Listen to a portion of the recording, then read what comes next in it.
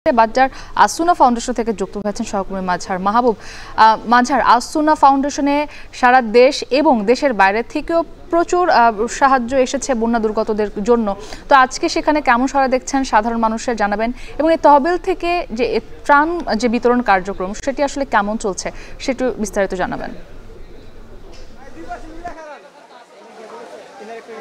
মুক্তি, দেশে এই মুহূর্তে ফেনী সহ বেশ কয়েকটি জেলায় যে বন্যা চলছে সেখানে ত্রাণ কার্যক্রমের সবচেয়ে বড় যে কর্মযজ্ঞ আরেকটি হচ্ছে ঢাকা বিশ্ববিদ্যালয়ের বৈষম্য বিরোধী ছাত্র আসুনা ফাউন্ডেশনের আয়োজনে, যেটি একটু ভেতরে ঘিঞ্চি এলাকার মধ্যে বা একটু রাজধানী থেকে একটু বাহিরের দিকে পড়েছে। তবে আসুনা ফাউন্ডেশনের যে বড় সড়ো যে কার্যক্রম সেটি কিন্তু গত কয়েকদিন ধরে তারা চালিয়ে যাচ্ছে।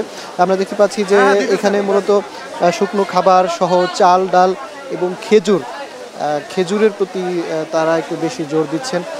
সব কিছু মিলে সব ধরনের খাবার কিন্তু এখানে রয়েছে। প্রয়োজনীয় যত বন্যার্তদের জন্য প্রয়োজনীয় যত ধরনের পণ্য সামগ্রী আছে সব কিছুই কিন্তু সংগ্রহ করা হচ্ছে, এবং এখান থেকে বন্যা দুর্গত এলাকায় লরি ভরে ভরে কিন্তু পাঠানো হচ্ছে। আমরা দেখেছি যে একদিনে আসুনা ফাউন্ডেশনের যেটি বলা হয়েছিল যে 20 কোটি টাকার মতো তারা যে ত্রাণ কার্যক্রম চালিয়েছে বা তাদের তহবিল সংগ্রহ হয়েছে।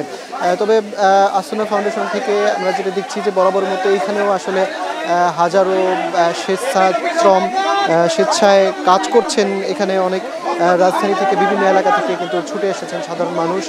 তারা এখানে দিন থেকে রাত পর্যন্ত তারা পরিশ্রম করছেন, এবং এখান থেকে মূলত রাজধানী হয়ে বন্যা দুর্গত এলাকার দিকে কিন্তু ত্রাণ যাচ্ছে। তো সব মিলে টিএসসির পাশাপাশি আসুনা কার্যক্রমের কর্মমহাযজ্ঞ সেটি কিন্তু আমরা দিনভর দেখতে পেয়েছি, এবং তারা যেমন বলছেন যে বন্যা যতদিন চলবে তাদের এই মহাকর্মযজ্ঞ কিন্তু চলমান থাকবে। মুক্তি।